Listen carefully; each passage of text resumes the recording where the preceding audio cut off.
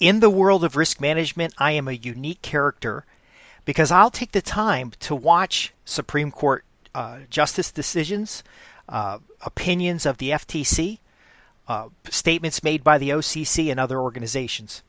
I'm Justin Hitt with Inside Strategic Relations. There is something I've noticed recently that is a trend that is going to cost large organizations a large amount of money. In fact, this is going to be a massive lawsuit. This is going to be a problem in the future. Now, I've commented on the COVID vaccine related risks associated with business. So there's a human resources risk, there's the medical risk, there's other concerns. Now, I'm also applying and involved with recruiters to find new positions. That's what I do. I work for Fortune 100 companies. I do contract work. I cover a lot of ground. What I'm noticing in the interviews is companies are asking whether or not I'm vaccinated. It's actually in the interview. They're also asking things like the year of graduation.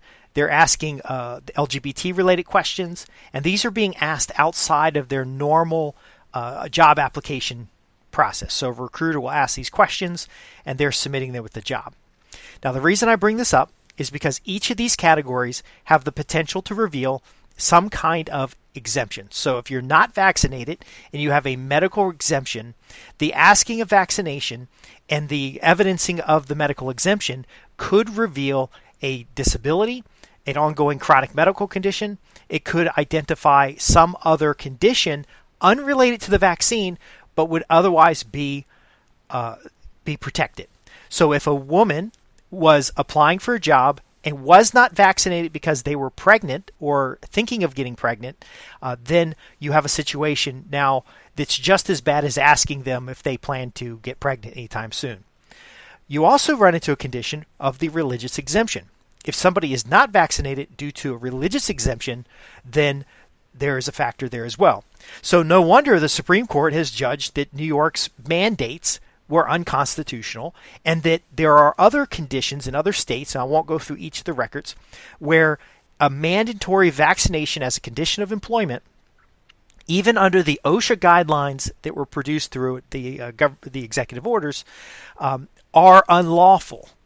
Now, it's obvious to somebody in the risk management world, especially someone with my lateral thinking or my ability to kind of put things together, but ultimately, asking someone if they're vaccinated outside of a medical environment, your doctor asking you if you're vaccinated, is a dangerous precedence.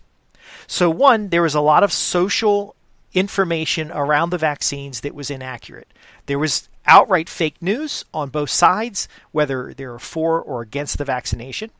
And it is also a medical decision. If we're going to use peer pressure to get people, quote, vaccinated, ultimately we're taking away their free will because they have to get vaccinated to get a job, or they have to get vaccinated to maintain employment. There is no reason why this would ever be a good idea to require such vaccinations as a condition of employment, especially for grown adults. Now, in the case of the COVID vaccine, as of 2022, we are starting to see that due to the rapid rollout and lack of testing, that the vaccine has had some detrimental problems. So there are individuals that have been harmed by the vaccine on a global basis, so not just in the United States, but on a global basis. And so we are seeing now the precedence of forcing something upon people, whether it's social pressure or conditions of employment. Now, I don't know that these recruiters are not using this as a condition of employment. I work primarily remote positions, so whether or not I'm vaccinated shouldn't matter at all because I'm not going into an office. But those that are in the office, if they are vaccinated and they're not vaccinated, even though that could be confidential information in human resources, making unvaccinated people wear masks and allowing vaccinated people to be free in the office now sets up a condition of discrimination. So let's move through here. When COVID first happened, there was no vaccine. Then there was a vaccine. And then the vaccine was incentivized to be taken. And then The government encouraged employers to use this as a term on whether or not somebody could come into the office or whether or not somebody should have employment. Then after that, people started to recover. More data was available. The CDC had certain recommendations about age groups that should or should not be vaccinated, but there were other organizations that were contrary to what these core categories were. It has just been a giant mess. So, as an employer, you create a human resources risk, one, by asking questions that reveal detailed information about medical conditions, disabilities, sexual orientation, and other things. Now, you might be saying, what does sexual orientation have to do with the COVID vaccine? Well, somebody might ask if you have a hepatitis vaccination or an HPV vaccination. If they're going to ask about one vaccination, why wouldn't they ask about other vaccinations? And then if you're in what could be considered as a high-risk group for the monkeypox or for AIDS or HIV, are they going to ask those things and potentially discriminate against individuals, not because they have a virus or a disease, but because they could potentially have it? So asking the question of, are you vaccinated, seems innocent, but actually sets up a precedence to ask other types of questions that are not related to the job performance. So if you're asking somebody if they're LGBT and they give you a certain category, such as they're a gay male, and then you say, okay, well, are you vaccinated? And they say, no, they're not vaccinated. What is the implied judgment on that individual as far as their risk to the organization or their availability to employment? So a lot of your questions in the interview, like, do you plan on taking a vacation in the next 12 months? Any of those types of things are about work availability. Some of the recruiters have explained to me that the question about the vaccination is work availability. Others say it's part of a larger policy inside the organization in the states of New York and California, where mandates were the preference. It doesn't really matter why they're asking the question. The underlying risk is there. So let's real quick go over 4 key elements when you're evaluating human resources risks pertaining to the hiring of individuals to reduce the potential for an Equal Opportunity Commission lawsuit or some other kind of discrimination lawsuit. Number 1, it starts with asking the minimal number of questions that you need to determine if an individual is qualified to do work. You can ask later if you need to for federal reporting. You can later ask veteran status, gender preferences, self-identification of LGBT categories. You can ask all that stuff after you've screened the individual as a potential candidate for the position. So in the beginning, all you really need is their resume and their response to your job listing. All these other questions, again, you can ask them in the onboarding of the organization, because if you ask them in the application, there's a perception that they're used in the determination of who to interview. And of course, if you are using those types of questions, veteran status, LGBT, religious preferences or racial, biological characteristics, disability characteristics, if you're using any of that stuff in your determination for hiring, that is a definite human resources related or risk. The other factor is, number 2, is that these set up a condition where the individual who's applying is wondering why. Are you on purpose screening somebody who doesn't do everything, it doesn't comply with social norms? Maybe because a lot of employers, they want employees that will buy into the culture, they'll work long hours, they'll be a company man, as they say. And if you're asking these questions to find out compliance, you might be better served with narrowing down your applicant pool and then having them take a personality test or a work styles test. That way, you can get it through a standardized mechanism and find out what their strengths are. The strength finders, for example, the Kobe tests. There's different types of work style tests that you can do that will not ask questions that are revealing to any protected category. Number 3 is that when your recruiters or your hiring managers do an interview, they need to be really clear about what types of questions they should ask. Now, there could be a list of questions you don't ask, but ultimately, what questions are relevant to the hiring in that position? It doesn't matter what biological category somebody's in. It doesn't matter what disability they have or don't have. It doesn't matter if they got vaccinated or not. If they don't have the skills to perform the job, then just eliminate them from the candidate pool. All these other questions, again, can be asked after that you've put out an offer. Now, if you've put out an offer and you are depending on these questions to make a determination for hiring, then you've got a massive regulatory risk here as far as the laws and rules and regulations associated with hiring individuals. You are actively discriminating if you choose somebody based on their biological characteristics rather than their ability to perform the job itself. So if you're making a judgment, and I've seen executives say this kind of stuff, but if you're making a judgment on whether somebody can perform a job based on their color of their skin, then you are discriminating, and ultimately you have bigger problems to worry about here. Another factor, the final factor, is in your job listings, I am seeing this horrible trend of explaining how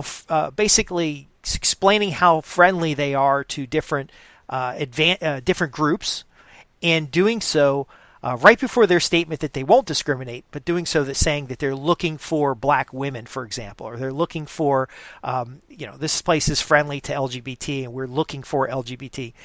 Do not recruit for specific interest groups. It just doesn't make any sense from a legal perspective, because that will come back. That will always come back to haunt you. If you're recruiting we're looking for vaccinated professionals to do such and such. Well, you could have all the vaccinations in the world and not have the COVID vaccine, and you did that for your own purposes, or for, you did research with the CDC's website, you looked at the medical reportings from the pharmaceutical companies, you've done all your homework, you're still going to have to explain yourself to get an exemption, and it's just going to come back and bite the company. So, these core elements you want to be aware of. Design your hiring system and application process, even if it's different than the rest of the companies in your sector, so that you get the minimal amount of information up front. Focus on the job skills. Focus on their ability to perform. Focus on all those details. Leave all the biological, the veteran status, the disability status, whether or not they're vaccinated. If you ask any of that at all, leave it for after you've placed an offer. You've given them an offer. Now, again, if you're using these things illegally to determine who you want to hire and who you don't want to hire, you are actively discriminating against individuals. If you are asking these questions, there's a reputational risk that you could potentially be using these characteristics in order to discriminate against individuals. So again, if you just change the process a little bit, focus on the skills and characteristics of the individual, meaning their ability to do the job, their experience to understand the problem you face, the ability to solve problems. Ignoring all other factors, you will get the best possible candidate, and you'll have the minimal exposure when it comes to risks associated with pretty much asking these dumb questions. Now, I'm going to be an advocate of this because I sincerely believe individuals should not have to disclose personal and private information about themselves in order to apply for a job. So someone shouldn't have to make a decision on their pronouns or their sexual orientation or their disability status or their vaccination status to apply for a job, because none of those things have anything to do with their ability to perform the job. So in the mind of a risk professional, I'm looking at this in layers, and I'm looking at leaving the things that are most controversial to after someone has accepted an offer. And if they've accepted the offer because they're the right skilled candidate, they're the right availability, they're the right experience set, then ultimately the rest of this stuff will iron itself out. It would be, if you even need to have this information, it would all iron itself out after you've made an offer to an individual. Now, let's say the company makes an offer to the individual, and it's really important to the company that everybody be vaccinated, and you find out this individual is not vaccinated. Then in human resources, away from the hiring manager, away from the recruiter, you can have a confidential conversation to get the necessary exemptions for that individual, because you've committed that this is the right individual for the job. They've committed to you that they want to work the job. And so you'll find a mutually beneficial arrangement there. Again, the Supreme Court has found some of the vaccine mandates to be unconstitutional. Medical doctors are coming out that there is some unintended harm associated with the vaccinations. Now, there's also harm associated with not having the COVID vaccination as well in different age groups. But ultimately, there will be a massive class action lawsuit against companies who potentially, because again, that reputational risk isn't about what you actually did, it's about the perception of what has been done, who potentially have denied candidates due to their vaccination status, or have denied candidates due to their disability or their LGBT or they're not LGBT. So it's very important. It's very important. Focus your hiring process on the right skill sets, the right attitudes, the right experience, and leave all these other items to a confidential communications with human resources or a online form that's confidential after you've extended an offer. It's going to save you a lot of time.